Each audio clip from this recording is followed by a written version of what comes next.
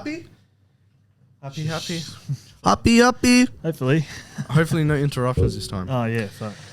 Alrighty. And hello, everybody, and welcome back to the second episode of the Pre-Production Meeting podcast. We just filmed episode 1, so if you haven't seen that already, go check it out. If you're on Spotify, it's the episode before. If you're on YouTube, it's the episode before. If you're on Apple Podcasts, it's the episode before. It'll give you the whole lowdown on what everything's about. Exactly. Who we are, what we've done, what Yes. we want to do. I think we want to be. I think we nailed that first podcast. I man. think the first one's, we smacked it out of the park. Smacked out of the park. It's good to be back, man. It feels like home. I feel like that first one, so you just mentioned we're doing this. We just filmed the first one, so now we're in the second one. Like, feel all the jitters are out. All the jitters are out. It's nerve-wracking. Free flowing. You'll notice I had a bit of anxiety sitting there. I was doing this while we were filming. I didn't even notice. Oh my God, we're recording. As soon, like, bro, we'll talk, and then as soon as that red button appears on everything here, you're like, oh yeah, okay. Why can't I talk? But yeah, the jitters are gone. Yeah. We're in full motion. We're in Good full to get swing. into this. It's good. So Awesome. So how this was, these first couple of eps are going to go, and I'll just rehash. So the first episode was basically why we're doing this podcast in the first place, what it's about. And this episode will be all about Austin's project, which will be going on for the rest of the season. And the next episode will be about my project run by Austin, which I'll be working on for the rest of the season. So Austin, we've talked about this and we don't want to really give everything away just in case there's some people ready to pounce and steal the idea. So what we're going to try our best to give as much information, but still keep the very intricate details to ourselves. Yep. But do you want to give us a little background information on your project that you'll be working on throughout the series? Where it started, really, where the idea formed from, and yeah, just the background of the overall project. yeah, right. Okay. So essentially, this is a screenplay that I wrote for uni in screenwriting 2, I think. And the reason why I referred to that was because I had an original idea. Well, I say original, but it wasn't original whatsoever. I had an idea of doing like a boxing film, boxing short film, but it was just way too... Do you remember the shit I was saying to you every week about, I'm like, do you remember what I would say to you about the project? I'm like, cool, what makes it different? Exactly right. Yeah. I do. Yeah. That used to do my fucking head in. Wait, but seriously, it was like, I it will helps. always ask all of the boys that make their own films or, you know, whoever we're friends with, you're going to make a difference. 100%. Days, mate. Yeah. Absolutely. So, in touching on that, it was kind of like Josh kept asking me, how's this film different? I was like, fuck, it's not different. It's not. And then We've seen boxing films before. Yeah, exactly like right. Creed, And it Rocky. had you like fucking like protagonist who's literally like in my story, he was a janitor at the boxing gym he worked at and all that kind of stuff. And then there was a cocky dude in the gym, like bro, just your cliches when it comes to boxing films and stuff like that. And then I remember I was writing it and it became a bit too like, I had too many things to tackle in the like. Was that a feature or a short? I ended up like, as I was writing it, more and more pages kept getting added. So it ended up being from like a 10 to 12 minute screenplay. And bro, I remember I was on page 48 still writing. Oh my God. Yeah. I was like, well, this is not for this assignment. I was like, shit, I need to come up with another idea. And like any of us do when we're being productive, we tend to go on TikTok and be non-productive and waste 3 hours of a day scrolling TikTok. Yeah. And I was scrolling TikTok and came across one of the videos on there that basically inspired this idea. And then I was like, No way. No. Did this come from a TikTok? I swear to God. I swear You're to God it came from a kidding TikTok. me. Yeah, and I saw that TikTok and I was like, oh, that was actually like, that can be something. What was the TikTok? I don't want to say. Then Was it no, but like, was it an animation? Like, was it someone explaining an idea? Like, what was the visual medium of the TikTok itself? Well, it was essentially someone doing the thing that the person's going to be doing in the movie. Right. And then he kind of... Was it cinematic or was it just a... No, it was kind of TikTok? just like just your standard TikTok kind of thing. And then I thought to myself, I was like, I could sort of tweak that kind of in a way to like become a narrative kind of thing. And so then yeah, I don't know where that... Fuck, there you go, guys. If you want to become a filmmaker, download TikTok. I don't know where the creative spark... But this is, like we touched on the last episode, like this is where the creative spark really... Like I was like, all right, sweet as, let's go. And then, yeah, I just got writing and came up with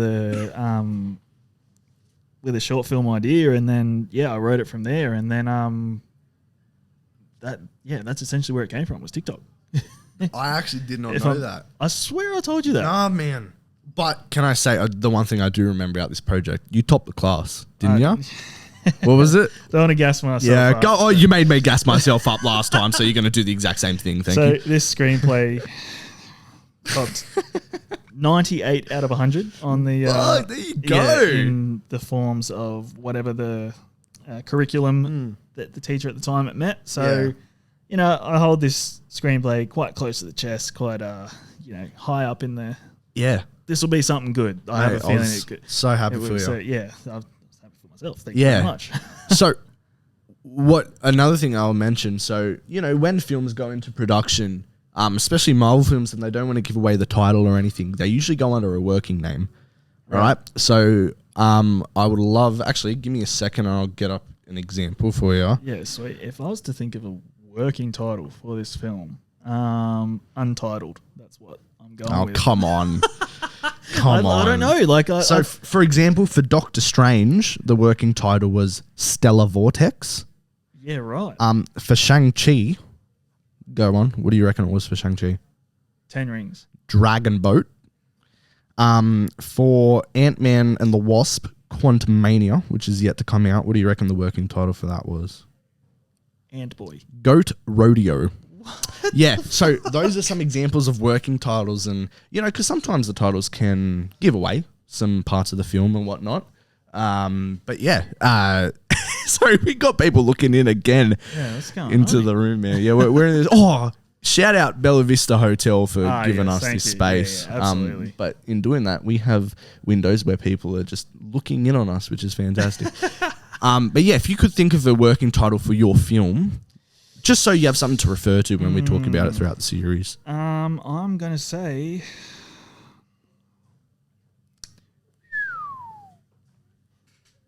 Let's go Swirling Vortex. Swirling Vortex. Swirling Vortex. Which, you know what? I reckon that works. Yeah. It works. All right, done. Swirling Vortex.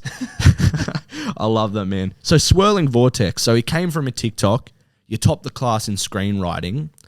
Unintentionally. Can I ask, why did you not go through and make it for your grad film? So I still question myself to this day if I made the right decision when it comes to that. But I remember when I was in film school, I wanted to make it, but at the same time, I was like, I don't know within myself, with the person I was at the time, if I'd be able to give 100% to other people's projects if I had my own going. Okay. So, and that sounds selfish, I know, but at the same time, I just didn't know if that was something I could multitask with and all that kind of stuff. I still had a bit of growing up to do, if I'm being honest, but I mean, how much more growing up to do? You're like 7 years old, mate.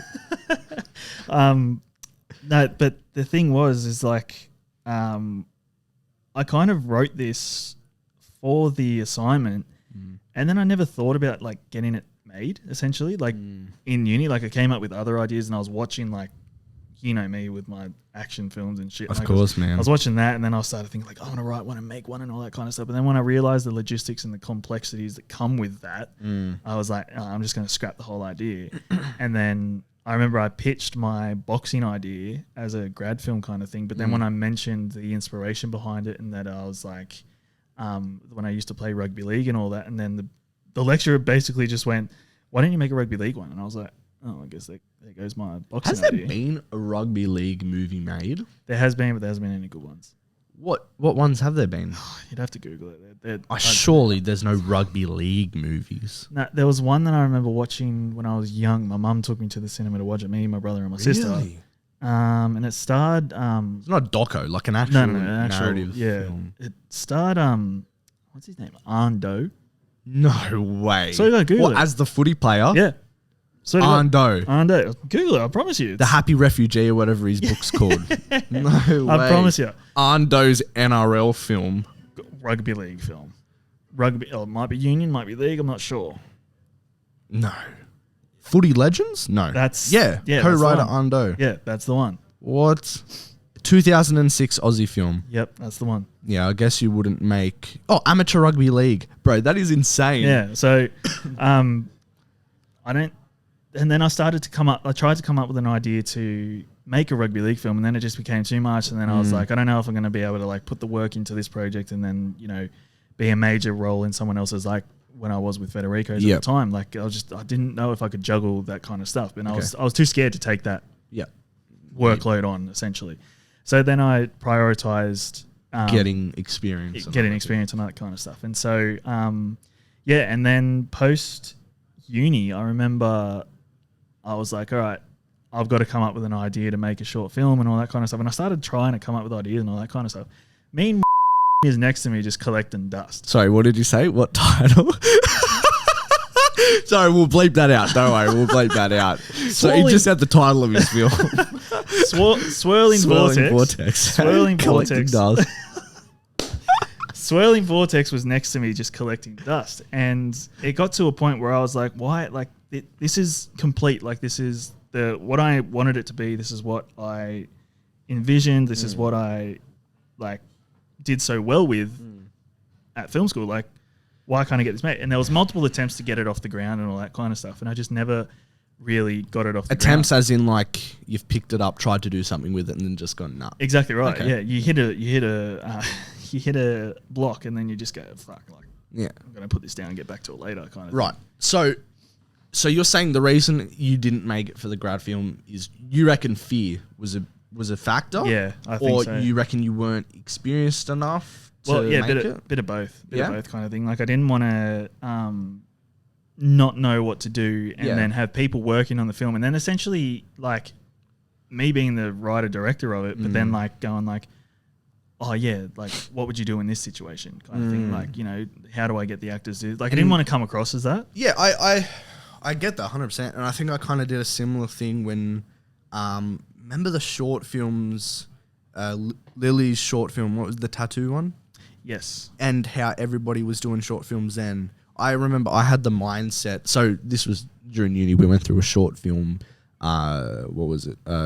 Chapter. It was like a semester. Yeah, where we had to do a short film. And people, like, you could pitch an idea for a short film and it would get made and stuff. And I had a similar mindset where I was like, I want to take a step back. I'll work close with these directors and gain an understanding on how everything works. So then maybe a trimester later down the track, I could make my own. Yep. Is that kind of the mindset that you went in? Like you wanted to gain experience on other people's films as well? Yeah, absolutely. Because like coming into film school, I had no idea what went into making a film and all that kind of stuff. Like obviously I knew that special effects and all that were a thing, but I just thought literally it was like people dress up, point a camera at them, then that's the thing. But then like what comes into it, you know what comes into making a film and all that kind of stuff. But I didn't know, so I didn't want to like jump into the deep end to do it. I wanted to see how it was done, kind of thing. Yeah. I think that's a perfect way to do it. You know, that's what, like I said, in the previous podcast, the best way to learn to do stuff is to chuck yourself in the deep end and learn from other people first. Like going on sets, getting experience. Right. Like I said, that's why I was an AD, to work with the directors. And I think before you make your own 100%, like you can throw yourself in the deep end and create a little film and chuck it on YouTube or something. But if you want to do it properly, you got to learn from the best to be the best. I think so. You surround yourself with those like-minded people. Get on their sets, see how everything runs. Because it is a hugely different environment to making a little YouTube video for when you were younger. So I think the way that you went about it was a mature thing. Like you said, you had a bit of growing up to still do. Yeah. In terms, I reckon, I don't think you had growing up to do in terms of your age. I think the filmmaker inside of you had a bit of growing up to do. Well, I think it all stems from when what I came from was like my apprenticeship, my carpentry apprenticeship, all that kind of stuff. And like thinking of like taking on the responsibility of making a film and all that kind of stuff. Kind of, fear set in a little bit and all that kind of stuff. But at the same time, like it excited me, like, and I loved being on the sets and all that kind of stuff. But at the same time, like the stuff I wanted to make wasn't really achievable at that point in time, if that makes sense. So achievable in a sense that achievable for you or in general? Like what do you mean by that? Practicality, really, with it when it comes to it. Because I like money wise. Swirling Vortex came in the second unit of screenwriting. Right. The first one that I wrote, which is another one I hope to get made and further down the track, was quite like action filmy kind of thing, like fight scenes, gunshots, all that. Which kind of is stuff. your forte, right? Yeah, that's love those. That's kind basically of like I grew up watching action films, so it's kind of like stuff I've wanted to get into. And when it came to the short film unit, one of the rules was like no guns. That's another thing I hated about. Sorry, I'm just going to dive back. I hated about uni. Yeah, the rules and regulations, man. Especially for time limits on short films. Yeah, absolutely. It's limiting your creativity. It's another reason. Exactly right. And I remember the teacher. I can't remember his name. Yeah, you can. Go on. Say it. Which one was it? Wait, do you actually not remember his name, or are you just trying to be nice? Marcus. Oh God, you're actually gonna out him. Oh, okay. Yeah, something. Yeah, right. I can't remember his name. No, I know. Gillespie or some shit, wasn't it? It was. You remember his short film he showed us? No. The one they had to shut down a road in the outback and a snake bit someone on the side of the road. That dude. I can't remember his name, but I know his name was Marcus something. Marcus something. Anyway, he asked me, he's like, Austin, why didn't you pitch a short film? I was like, oh, because there's a couple of things. I looked at the T's and C's of making a short film, and no guns, and that was part of it. So I was like, no, that's interesting. That's one. Man. So at that time I didn't know if logistically what was achievable with my vision and all that kind of stuff. So I think that's played a massive part into why I haven't got Swirling Vortex made until now. Yep. And I wanted to sort of experience what it was like outside of film school to make a film. Didn't know that 3 years down the track it would not have been made yet. But that's essentially why. Okay, cool. I have a couple things for you, right? So number one, please. What's the medium of this? Is it just going to be, what is it? Is it animated, real life? What are you thinking?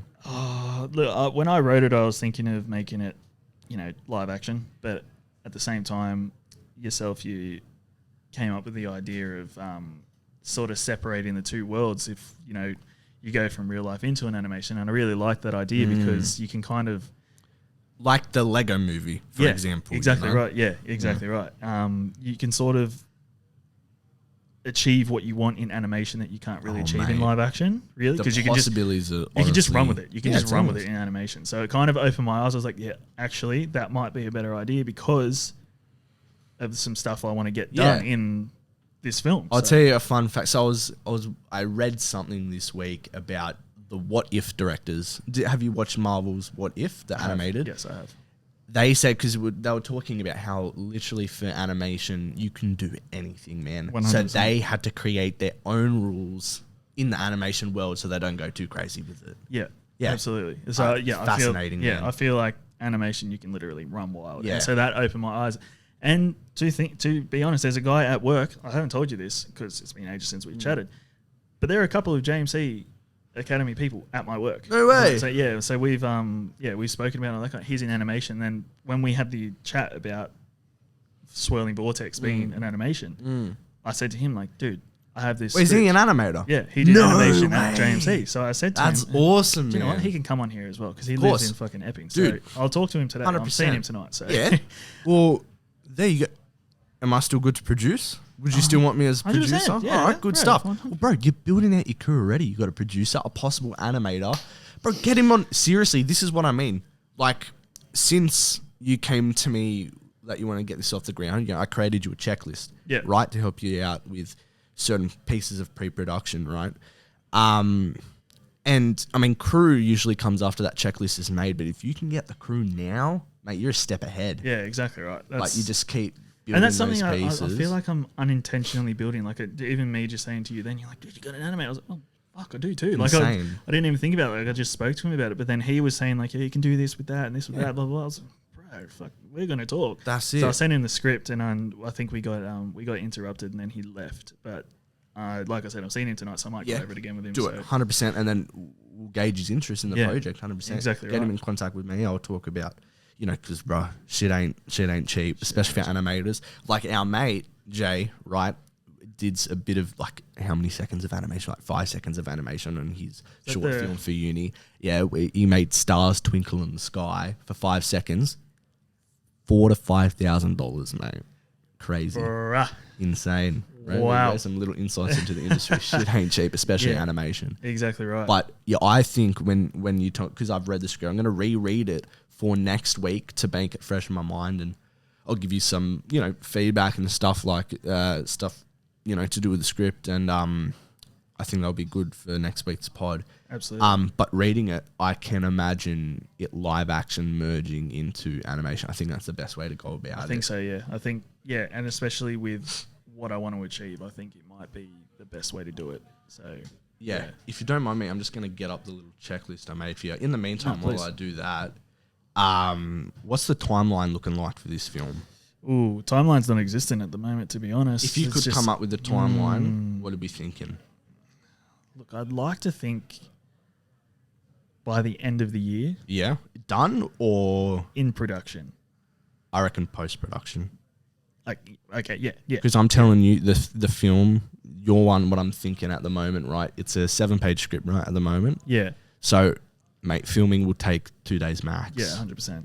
We'll crack it out in 1 day. Actually, no, 2 days max. If you look at it animation will take a long time. Yeah. Mate, you crack out that real-life production, you're in post already because what's it called? Animation is basically post anyway. Yeah. So, essentially, with that comes, like, voice acting and all that kind of stuff and blah, blah, blah. But that's shit we can tackle down the line. But, I think looking at timeline that we're in, what are we in? July? Middle of July at the moment, or sort of near the end. If we December, similar to mine. Post production. Actually, no. Get the production side done by the end of the year. Post production January. Yeah, exactly right. So I think early next year, end of this year. Yeah, a similar timeline for me. We can both keep each other accountable for that. Yeah, so deadline. I feel like that's something that. Yeah, get to set deadlines. 100%. Because in uni, that's another thing that we've found that has made it difficult outside is during uni, you had all the teachers, the lecturers, your mates kind of holding you accountable for deadlines. You had assignments to hit. If you, with the grad films, you had to get it done by a specific time. Otherwise, you didn't. You had to pay for mixing, sound mixing and stuff like that. So you had those deadlines. So if we say, production done by December, post January, I think that's a good thing to aim towards. 100%. Yeah. Cool. So, did you give me permission to read out your logline? Yeah, because please. It doesn't give away. Yeah, anything. no, please. All right, just so people have an idea of what's going on. So, logline. If you guys don't know what a logline is, it's basically one sentence that encapsulates your whole film. I gave Austin a checklist last week as the producer just to put him on the right path, which I'm going to follow as well for mine. I think this is a good checklist for anybody. So what Austin's done, just tell us where you're at with this project first off. So you've created the script, right? Yeah, so Swirling Vortex has always been in script form, and I remember it was the only copy I had was the one I wrote for uni, and then I just remember I went on a cleaning spree of my laptop because there was that much shit and junk on there that I just got rid of all of it. Unfortunately, Swirling Vortex went in there. And so then I was so lucky that I had the one and only hard copy of Swirling Vortex in the world, essentially. And I needed to digitize it so I could send it to the likes of Josh and a couple of other people as well so they could have a read and give me feedback, because that's what you need as well. You need feedback and all that kind of stuff. Because important. Yeah, you think you'll come up with the best idea and then people will be like, no, what about this and all that kind of stuff? And you go, oh, yeah. I went through over 12 drafts for Tuesday lesson because I kept getting, I got feedback from my mum, because it was close to family. Yeah. My grad film, got feedback from you guys, feedback from lecturers. Feedback is the main thing when creating 100%. A film, man. Yeah. And so everybody has different perspectives, different knowledge, different experiences. All of it helps. 100%, because what you write isn't essentially what's going to be the final product. You come up with different things along the way, and things even change in the shoot as well. Yeah. And so we'll get into that when we get into the production stage. Literally, a story is made 3 times. Once in pre-production, second on production, third in post. That's exactly right. Yeah. So yeah, I needed to digitize it to send it to everyone to get constructive feedback on and all that kind of stuff. And now I feel like the wheels are sort of like moving on this old truck that's just been sitting there. You've whacked some coal in the steam train, and exactly right. So yeah, God damn it, let's not ever do that again. So that is essentially where cool. Swirling Vortex is at. We're slowly moving. So it's more than I've done in the last 3 years. So, right. Awesome. Yeah. And this checklist, right? So this is what I got for you. And this is if you guys want to start. So this, if you have an idea and you write it, this checklist comes after the script. You know, this is a checklist taken from different pieces of materials that we've got from lecturers over the time. And, you know, I've added my own 2 bits in, but this is a good way to follow, right? Once you've made a script, this is what you got to get done. Little checklist for pre-production and screenwriting, basically. So you got the log line, right? 1 sentence summary of your movie. Synopsis, 1 paragraph, summary of your movie. The beat sheet, the different beats, the story beats in, story beats that go through your movie. Scene breakdown, scene analysis, they're 2 different things. We'll go through all of these once we get to them. I'm just giving you an overall view. Mood boards, big one. Massive. Bible included. Yep. With the mood boards. I'm actually going to add that on too. I didn't add a Bible, which is basically like a booklet of, you know, looks and stuff. Anyways, character breakdowns, 1-page outline, treatment, which is basically your story in narrative form, storyboard and director statement. And you've done logline and synopsis so far, except I told you your synopsis is more of 1 page. So your logline goes like this. When a middle-class teenager is warped into a new reality, he must overcome a fierce opponent to return to the real world. I like that a lot. Doesn't give too much away. Yep. Leaves the audience intrigued, my friend. Exactly. Right. How are you going to tackle this whole project from now on? That's a good one. So I think tackling your checklist is a major thing. Mm-hmm. I think that's something that once that gets done, I'm hoping it's going to. Well,